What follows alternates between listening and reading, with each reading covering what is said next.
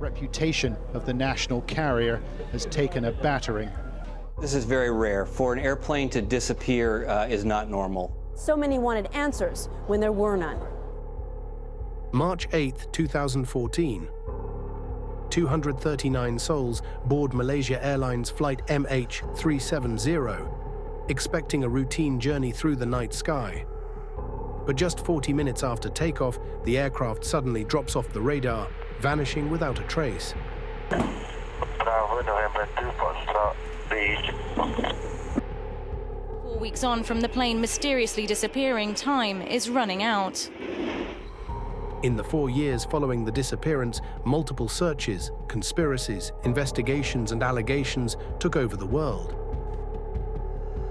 But the full story remained elusive. There's a reference number on this part of the airplane.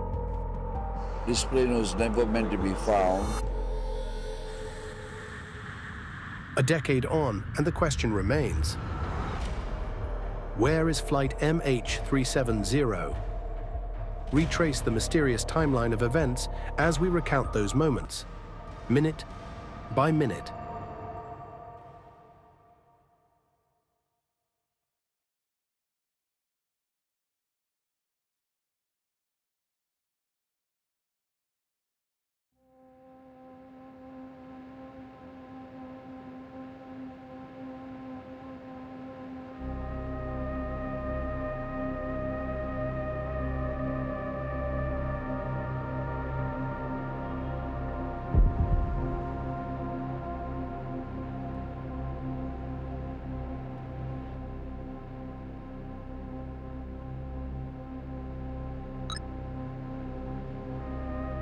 Flight MH370's satellite data unit logs onto the Inmarsat satellite communication network. Captain Zahari Ahmad Shah and First Officer Tariq Abdul Hamid sign in for duty around an hour prior.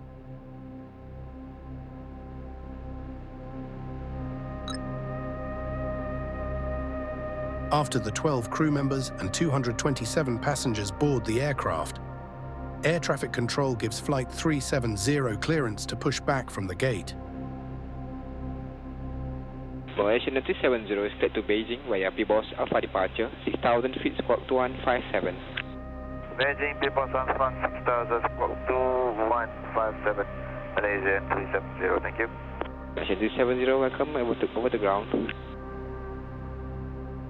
Malaysia 370, taxi to Oripan Alpha 11, runway 3 to right via standard route, Horizontal Bravo. Alpha 11, standard route, Horizontal Bravo, Malaysia 370.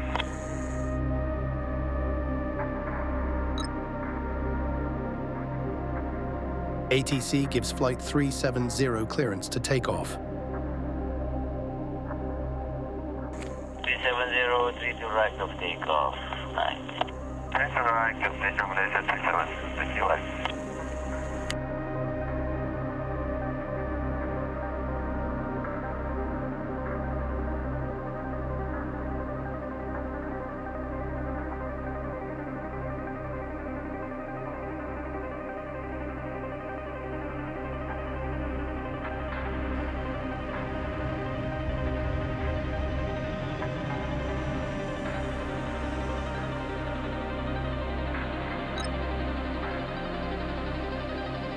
Flight 370 successfully takes off from runway 32R at Kuala Lumpur International Airport.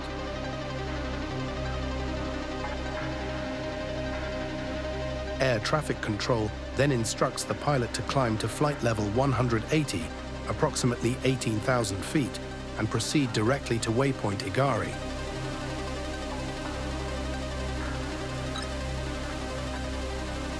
Flight 370 is transferred from the airport's air traffic control to Lumpur Radar ATC, based at the Kuala Lumpur Area Control Center, KLACC.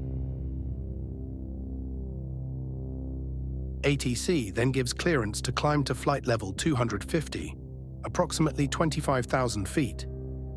Malaysian 370, Lumpur Radar, good morning. Climb flight level 250.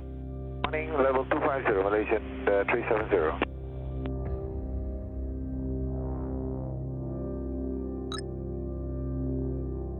ATC gives Flight 370 clearance to climb to flight level 350, approximately 35,000 feet. Malaysian 370, climb flight level 350. Climb level 350, Malaysian 370. Captain Zahari informs air traffic control that the aircraft has reached flight level 350.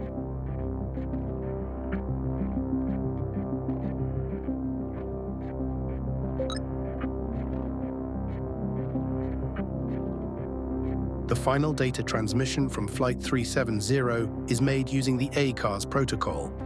In the next hour, the satellite communication link is lost. It is unknown when exactly this occurs.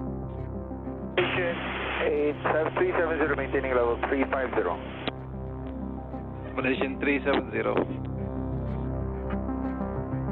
Moments later, the captain confirms to air traffic control that the plane is flying at flight level 350.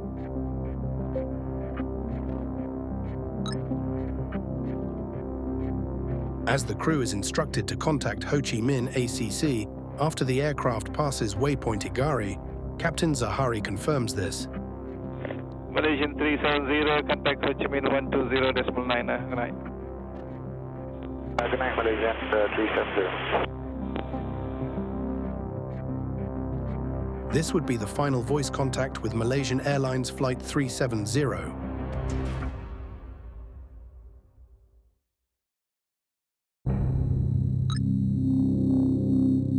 Less than 2 minutes after the final radio communication between ATC and the aircraft, Flight 370 vanishes from radar in Kuala Lumpur, Ho Chi Minh and Bangkok, indicating the 777's transponder is no longer functioning.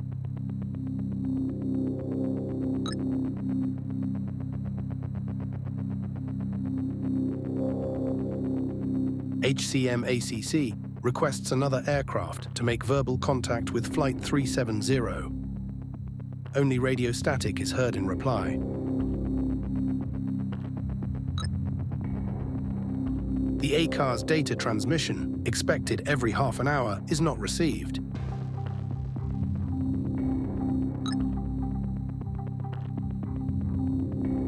After almost 20 minutes of no contact, HCM-ACC reaches out to Kuala Lumpur to inquire about MH370's whereabouts. Both ground stations report losing the aircraft on radar, with its last known position being near waypoint Baitod. Despite the transponder being inactive, Malaysian military radar continues to track the aircraft, which almost immediately begins a left turn and starts traveling in a southwesterly direction.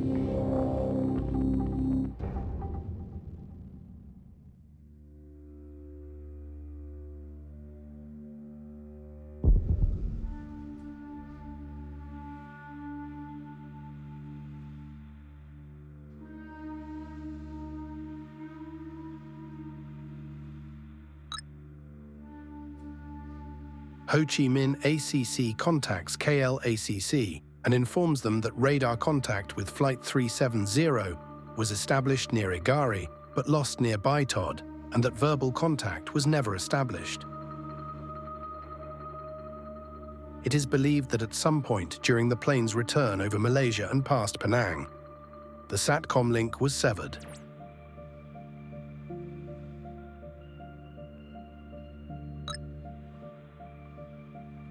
Flight 370 reaches the southern end of Penang Island. First Officer Farik Abdul Hamid's cell phone registers with a cell tower below, indicating how low the plane must be flying at this point. Flight 370 then turns back on itself, this time pointing northwest, heading along the Strait of Malacca.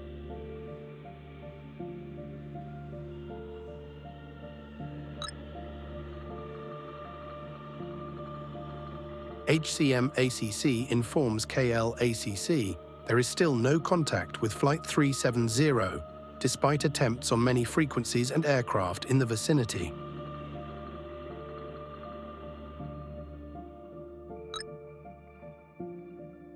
Malaysia Airlines Dispatch Center sends a message to the cockpit instructing pilots to contact Vietnam ATC. There is still no response. A ground-to-aircraft ACARS data request, transmitted from the ground station multiple times in the following 2 minutes, is not acknowledged by the aircraft's satellite data unit.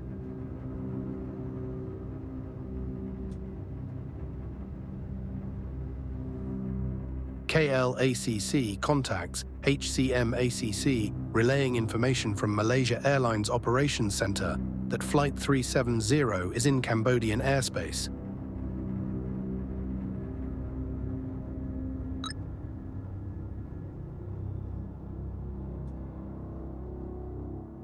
Malaysia Airlines Operations Center confirms to KLACC that it is able to exchange signals with Flight 370, which is in Cambodian airspace.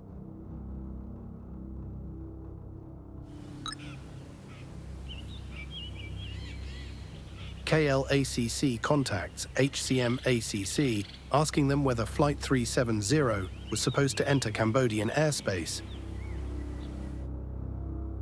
HCMACC replies that Flight 370's planned route did not take it into Cambodian airspace and that they had checked.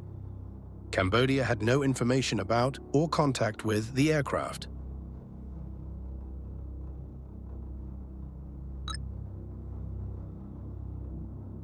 The last primary radar contact is made by the Malaysian military, 200 nautical miles northwest of Penang.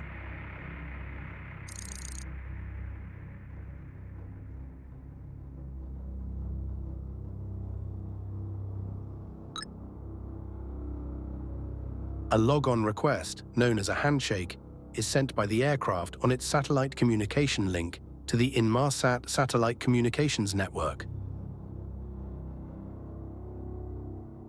The link is re-established after being lost for between 22 and 68 minutes, a significant indication of the aircraft's activity.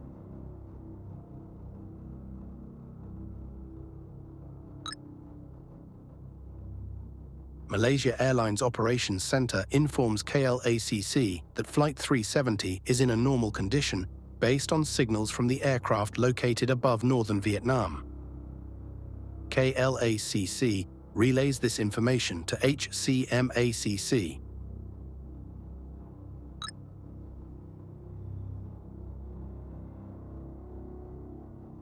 A ground-to-aircraft telephone call via the aircraft's satellite link goes unanswered.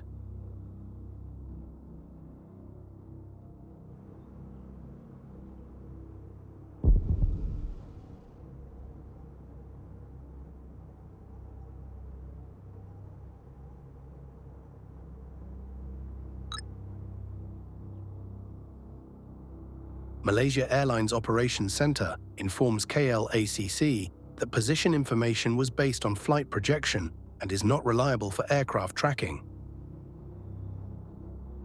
In the following hours, Kuala Lumpur and Ho Chi Minh area control centers query Chinese air traffic control.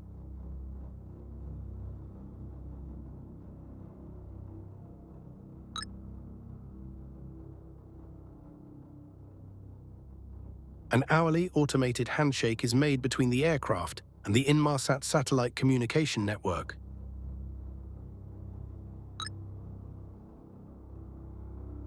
Another hourly handshake between Flight 370 and the Inmarsat communication network is made.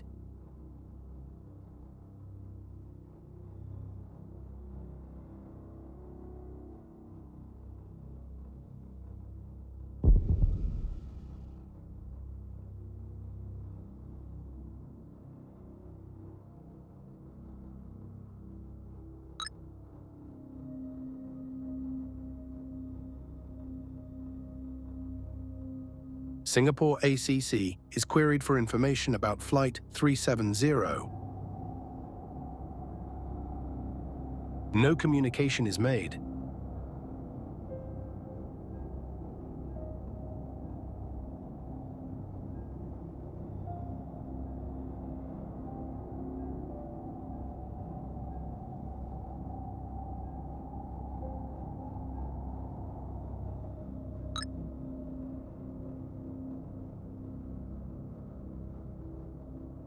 The hourly log-on request is made again between the aircraft and Inmarsat.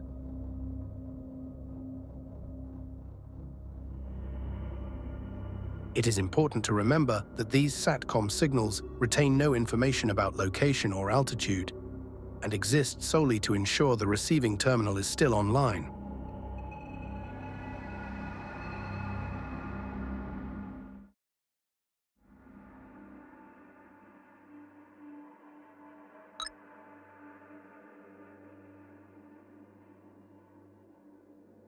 Malaysian Airlines Flight 370 misses its scheduled arrival at Beijing Capital International Airport.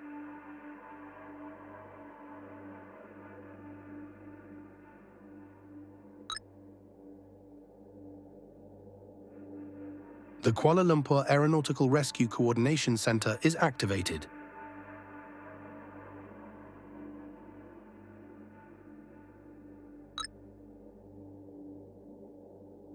Once again, the automated handshake is made between the aircraft and the Inmarsat satellite communication network.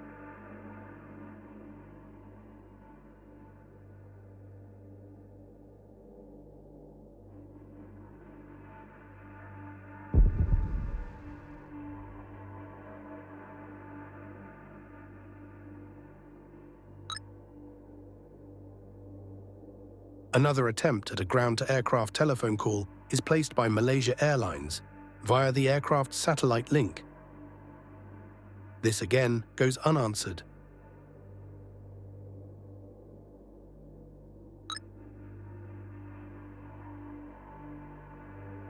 Malaysia Airlines issues an official press statement announcing that Flight 370 is missing.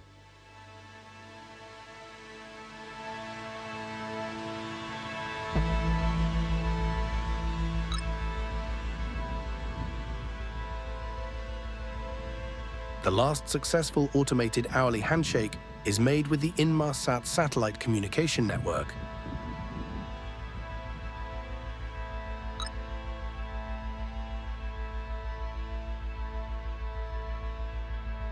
The aircraft sends a log-on request to the satellite.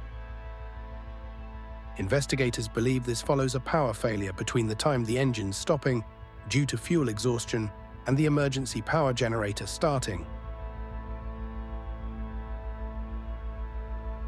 Following a response from the ground station, the aircraft replies with a log-on acknowledgement message.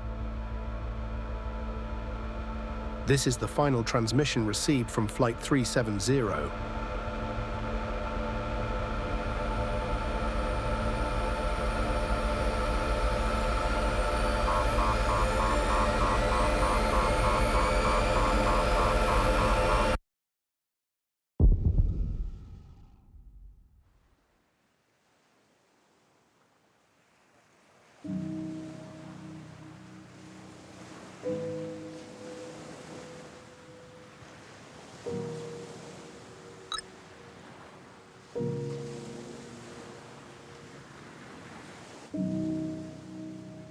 The aircraft does not respond to the hourly automated handshake attempt.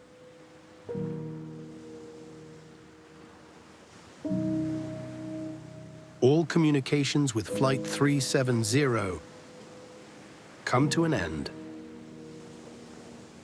What would come next was a decade of mystery, speculation, and conspiracy. And the biggest and most expensive search in aviation history.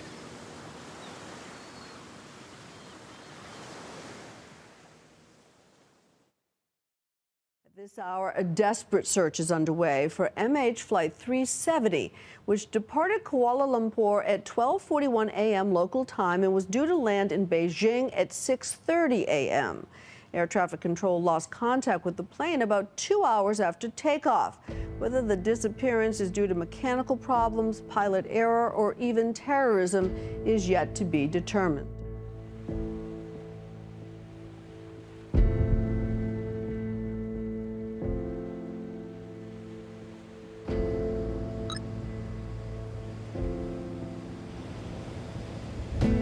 Immediately after MH370 is declared missing, Vietnamese rescue planes spot large oil slicks in the Gulf of Thailand near Tho Chu Island.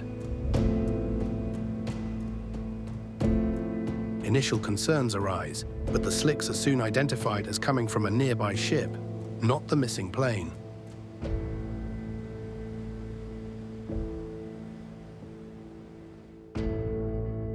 As military radar data reveals more about the plane's position, the search, initially led by Malaysia and focused between the Gulf of Thailand and the South China Sea, quickly escalates into a multinational rescue operation. The operation involves 22 military aircraft and 19 ships from China, Australia, Malaysia, and Japan, with additional support from New Zealand, the USA, South Korea, and the UK.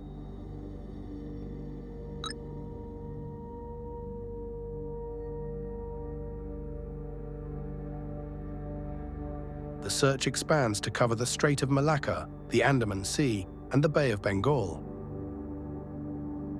Inmarsat analysts calculate the distance between MH370 and the satellite by measuring the time it took for the signal to be sent to the aircraft, replied to and received back. This breakthrough allows investigators to map out 7 rings, representing potential positions of the aircraft at the time of each hourly handshake.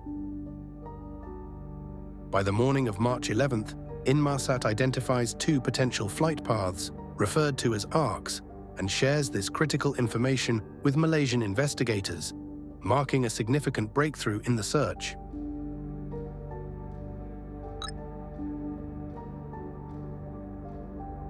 After analysis shows the plane turned south toward the Indian Ocean, Malaysia requests Australia to take over the search operations, as the area falls within its search and rescue region.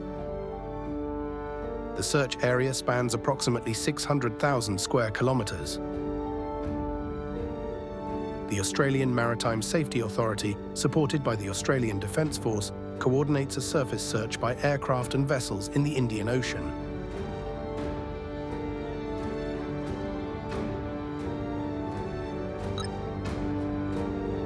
At 10 p.m. local time, Prime Minister Najib Razak announces at a press conference that Flight MH370 is presumed to have gone down in the southern Indian Ocean, with no survivors. Based on new satellite communication, we can say with a high degree of certainty that the aircraft communications addressing and reporting system, or ACAS, was disabled just before the aircraft reached the east coast of Peninsula Malaysia. It then flew in a westerly direction back over Peninsula Malaysia before turning northwest. Up until the point at which it left military primary radar coverage, these movements are consistent with deliberate action by someone on the plane. According to the new data, the last confirmed communication between the plane and the satellite was at 8:11 a.m. Malaysian time on Saturday, 8th of March. Despite media reports that the plane was hijacked, I wish to be very clear. We are still investigating all possibilities as to what caused MH370 to deviate from its original flight path. The search area is now focused on the southern part of the Indian Ocean. The northern search corridor northwest of Malaysia, as well as the northern half of the southern search corridor between Indonesia and Australia, are definitively ruled out.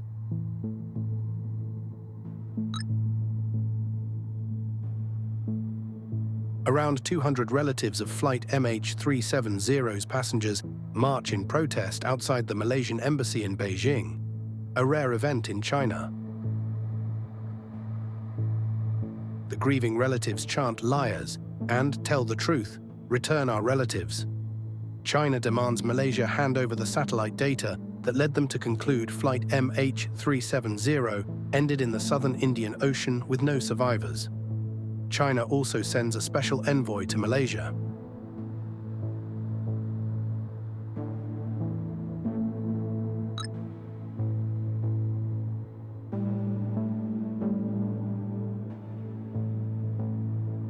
The Australian Navy's disaster relief vessel, ADV Ocean Shield, and the Royal Navy survey ship, HMS Echo, shift the search efforts underwater.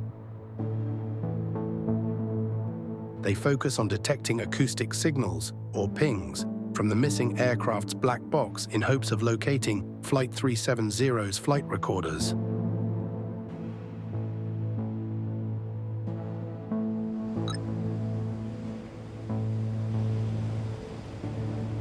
Chinese search ships, using handheld equipment, eventually detect several pings.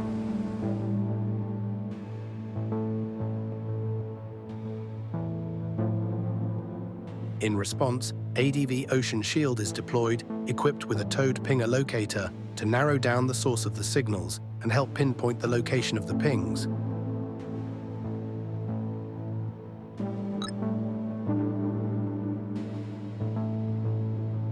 While the seafloor sonar survey continues, the surface search concludes.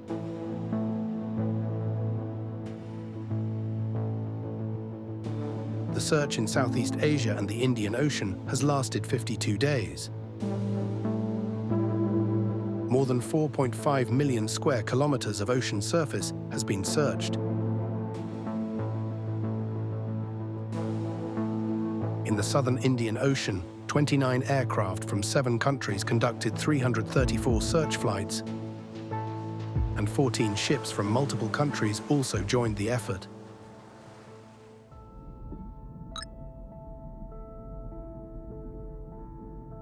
A bathymetric survey of the ocean floor is conducted to map its contours and depth, helping to determine which equipment is suitable for the search operations. The survey better enables the safer operations and detection capabilities of the seafloor sonar equipment for the next phase of the search.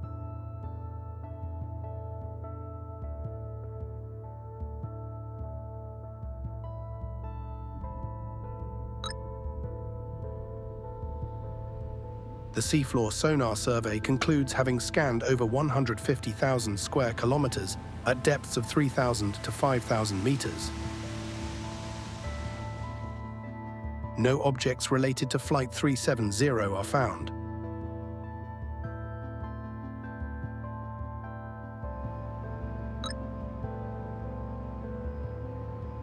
The head of Malaysia's government committee handling the needs of Flight 370's families announces interim compensation of $50,000 per missing passenger.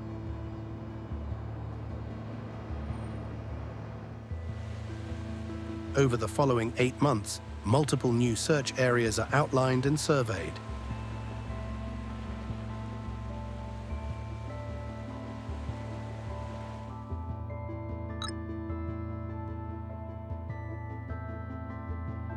In accordance with the Chicago Convention, the Malaysian government officially declares Flight 370's disappearance as an accident with no survivors.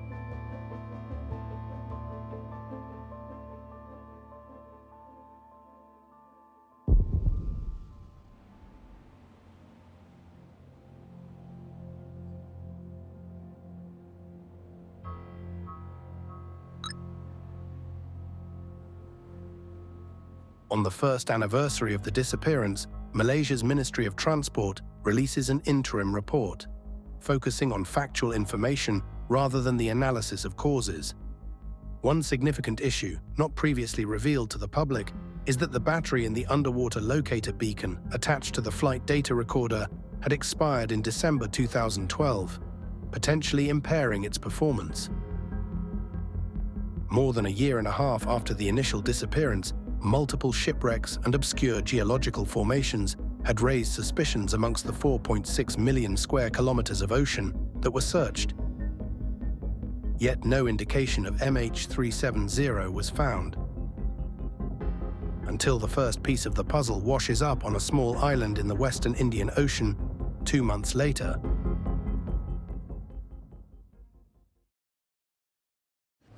Here, they still can't pinpoint the exact coordinates of the plane, so the search at sea will continue.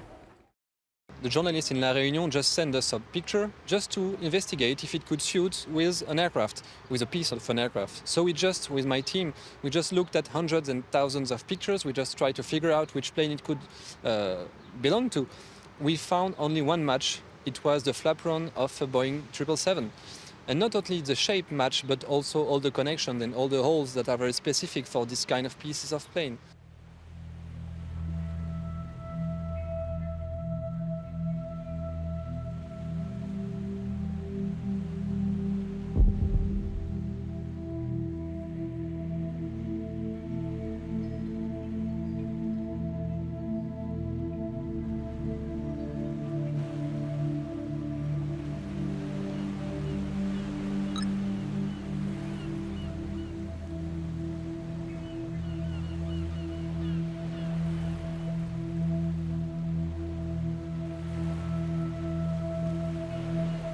In July 2015, a piece of aircraft debris and a suitcase washes ashore on a beach on Reunion Island. Located in the Western Indian Ocean, about 4,000 kilometers west of the current underwater search area.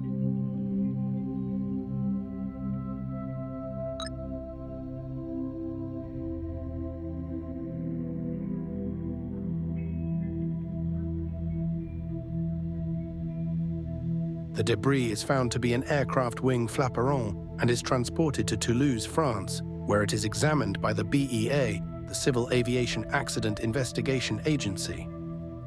We also saw that there's a reference number on this part of the airplane. It doesn't fit with a serial number of a full airplane or with an immatriculation of plane, but it suits, it might be just the serial number of this specific piece. So I'm quite sure that now in Boeing, they know exactly if this piece belongs to a Boeing 777, and if it does, if it's the MH370.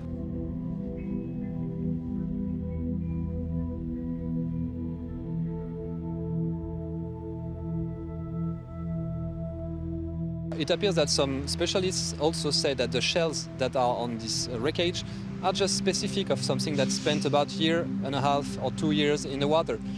Scientists believe the waves and winds that sweep the Indian Ocean could easily carry the debris from the suspected crash site west to the shores of Réunion.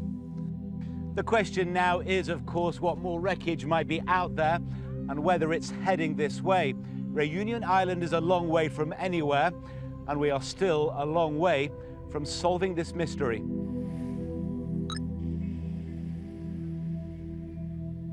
The Malaysian Prime Minister announces that experts have conclusively confirmed that the flaperon found on July 29th is from Flight 370. This debris becomes the first physical evidence that Flight 370 ended in the Indian Ocean. In the following week, a number of claims are made of more debris washing up on surrounding islands and coastlines.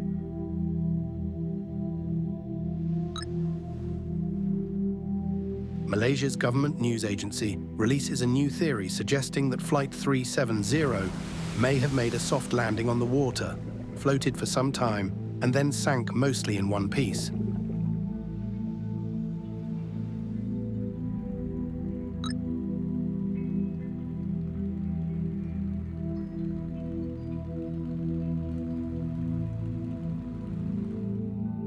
On September 3, 2015, serial numbers found on internal components of the flaperon allow investigators to conclusively determine, with certainty, that the piece is linked to Flight 370.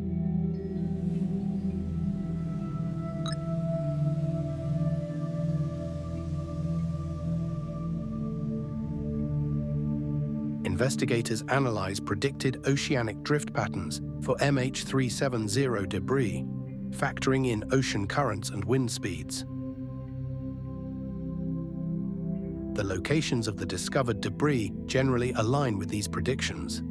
However, not all debris contains identifiable details like serial numbers.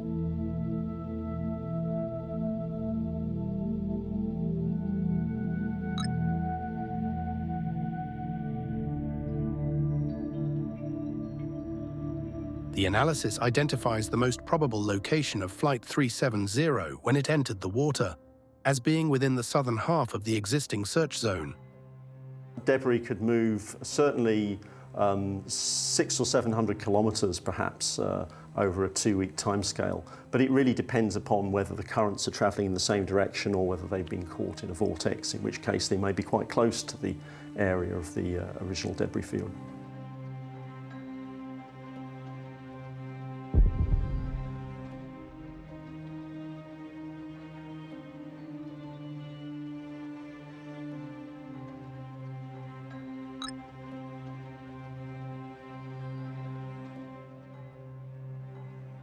Media report the discovery of a suspected horizontal stabilizer on a sandbar in Mozambique, which may have come from a Boeing 777. The object, found by an American tourist the previous weekend, is flown to Australia for examination.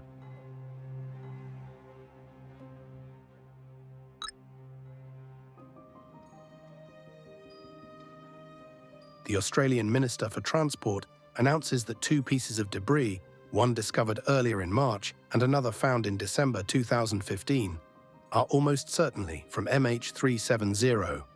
A part of an engine cowling is also found on the coast of South Africa.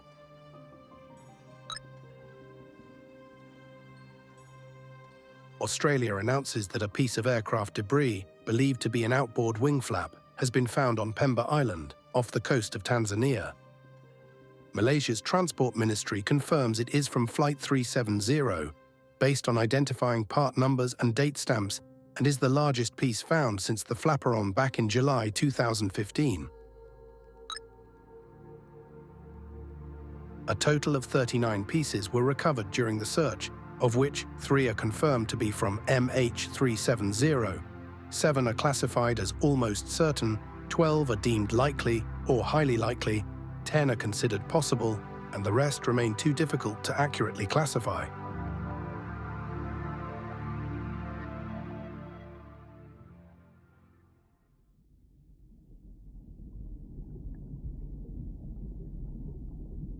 Despite the uncertainties, the flaperon, found back in July of 2015, became the first concrete piece of evidence linking the crash to the Indian Ocean. This discovery confirmed that MH370 had indeed ended its flight in these waters. Investigators hoped this breakthrough would provide crucial insights into what happened to the aircraft after its disappearance, and various theories and suspicions were raised to bring them closer to uncovering the mystery.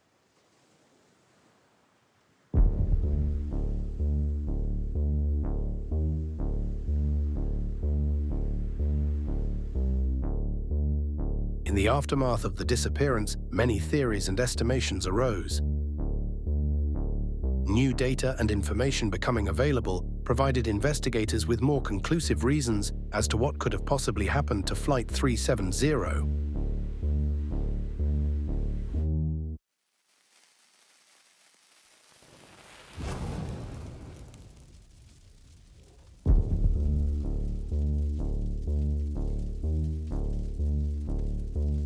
During the initial investigation of MH370's contents, the cargo manifest was closely examined.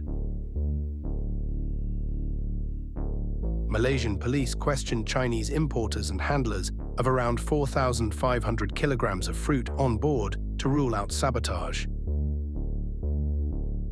One item on the manifest, however, drew more attention: a pallet of lithium-ion batteries. These batteries, part of a 2,400 kilogram shipment from a Motorola Solutions facility, are known for their flammability and sensitivity to temperature changes. Despite suspicions, none of the recovered debris showed clear signs of an onboard fire. Investigators theorized that a fire might explain the plane's initial turn back towards Malaysia, suggesting the pilot could have been attempting an emergency landing. While lithium-ion battery fires have caused accidents on cargo planes before, investigators concluded that if a fire had occurred between checkpoints Igari and Baitod, and the aircraft continued flying for hours, it would be impossible for the debris to show no signs of fire damage.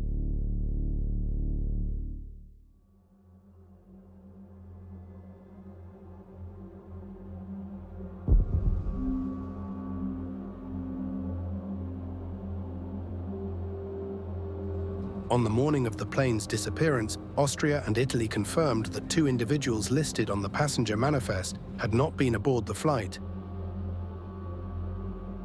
Both men's passports had been stolen in Thailand within the past 2 years, raising questions about possible identity fraud. Another passenger, who worked as a flight engineer for a Swiss jet charter company, came under brief suspicion as a potential hijacker due to his perceived aviation skills that could have been relevant to the incident. Interpol later confirmed that the passports of the Austrian and Italian passengers were flagged in its database of stolen passports, but no query was made before the flight. Though concerns about a possible terrorist connection arose, officials stated that no links to terrorism had been found thus far. Malaysian police reveal that the 2 passengers traveling with stolen passports were Iranian men, believed to be asylum seekers attempting to reach Germany, with their tickets set to end in Frankfurt. The head of Interpol later commented, "The more information we get, the more we are inclined to conclude this is not a terrorist incident."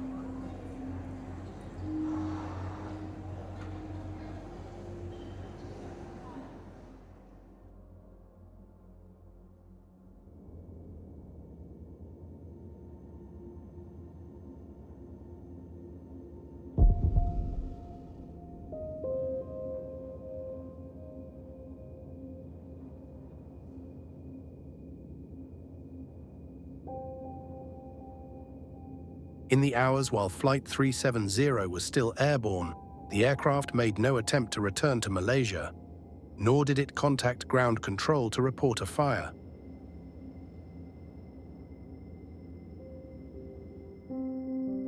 This absence of communication led to the theory of hypoxia, a condition that occurs when an aircraft fails to pressurize, incapacitating the crew due to a lack of oxygen at high altitudes.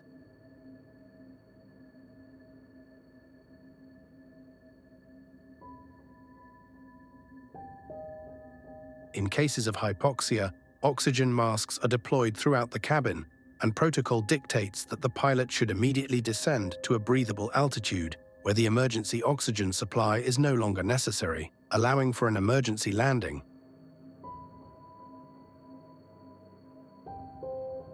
Although military radar tracked the aircraft's altitude early on, this data has been disregarded by investigators due to its inconsistencies and, at times, implausibility. Simulated attempts to replicate the radar's course proved unsuccessful.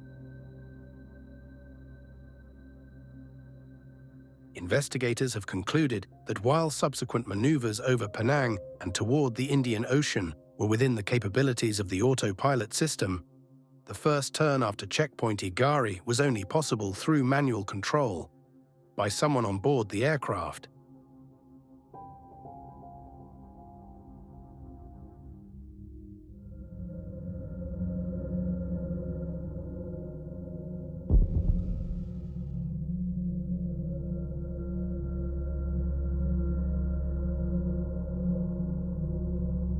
Captain Zahari Ahmad Shah, a highly experienced pilot with over 18,000 flight hours accumulated during his 33-year career at Malaysia Airlines, had flown 8,659 of those hours on the Boeing 777. Known for his impressive track record, Zahari was a respected senior pilot with an unblemished professional history. A thorough investigation into his personal life revealed no unusual behavior or irregularities in his financial and medical records. At the time of the disappearance, Zahari was 53 years old and left behind a wife and 3 children. The report revealed that Captain Zahari had a sophisticated flight simulator at home, which he built with the help of online aviation enthusiasts and engineers. Hi everyone, this is a YouTube video that I made as a community Emails and service. message board discussions between Zahari and these communities detailed the simulator's construction. Following MH370's disappearance, many members of these groups came forward to vouch for Zahari's character, noting that it wasn't uncommon for dedicated pilots to have high-quality home simulators. When investigators seized the hard drive from Zahari's simulator, they found it had been wiped. However, they were able to recover data, including a simulated flight that traced a route similar to MH370's, heading northwest over the Strait of Malacca, diverting south and ending in the southern Indian Ocean. This information was initially omitted from investigation reports and only surfaced through a 2016 leak of confidential documents. The recovered flight path raised suspicions and was examined as potential evidence for a murder-suicide theory involving Zahari. This leak fueled media speculation, leading many to assume Zahari was responsible for the plane's disappearance. Since the hard drive was wiped, investigators had to reconstruct the flight path from 7 loose coordinates recovered from an autosave feature in the X-Plane 10 simulator. These coordinates didn't necessarily represent a single route or session, and investigators concluded that the integrity of this data was too weak to support claims of premeditation. The only behavior raising concern about Zahari comes from his final communication with Kuala Lumpur Air Traffic Control. Upon reaching checkpoint Igari and entering Vietnamese airspace, either Zahari or his first officer should have contacted Ho Chi Minh on frequency 120.9. While Zahari acknowledged this instruction, he didn't repeat the frequency back to ATC, as is standard procedure. Instead, he signed off with a simple, Good night, Malaysia 370. Although this abbreviation of protocol stands out, given Zahari's extensive experience, it's not unusual for a seasoned pilot like him to shorten such messages. Was this a minor oversight or a subtle indication that Zahari had no intention of contacting Ho Chi Minh at all?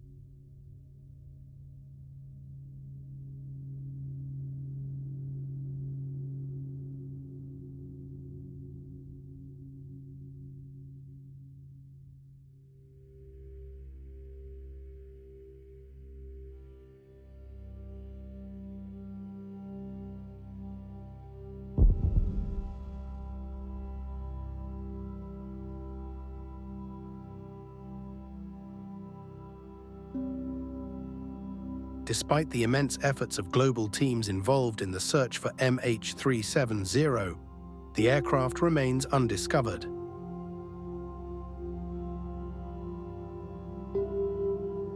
On January 17, 2017, the governments of Malaysia, Australia, and China announced the suspension of the search.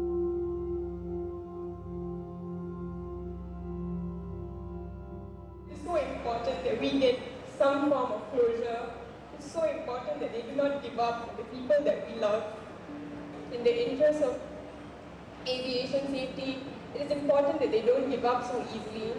Because if this were ever to happen again, we want to know that the people responsible will be committed. I feel that we all taken on this long merry-go-round, something cruel, but I think something totally unavoidable. It is I feel it's a very, very big story beyond you and me. And I think even governments have to play their role, careful with what they say, what they don't say. We will never find this plane. This plane was never meant to be found. Definitely we know they ended their lives at the Indian Ocean, as Prime Minister Najib said, last year. It's not the end, although they found something, it's not the end. They still need to find the whole plane and our spouses as well. Yes. We still want them back. Yeah. One piece of debris doesn't represent my husband. It just says the plane is there, so now you need to bring everybody back. Only want everybody back, no matter, as Lee said, in whatever form. At least we can give them a proper send-off and say goodbye properly.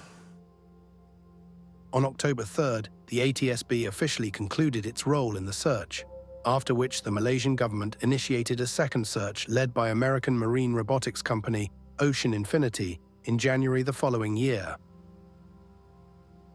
After 4 months and nearly 200,000 square kilometers searched, they announced the conclusion of this second search.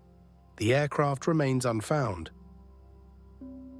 This does not mean that we have given up on locating MH370. There is no closure until the plane is found, until we exactly know what happened to the aircraft and to our loved ones on board. Yes, it gets tougher every year because we are all expecting, some answers. We have absolutely no idea why it disappeared and where it is. And that's not a happy situation to be in, for you, for me, and for anybody in the world, and for everybody who flies to their destinations day in and day out. Because if it's happened once, I believe it could happen again. Without the recovery of the main wreckage, flight data recorder, or cockpit voice recorder, the investigation could not draw definitive conclusions about what happened to MH370.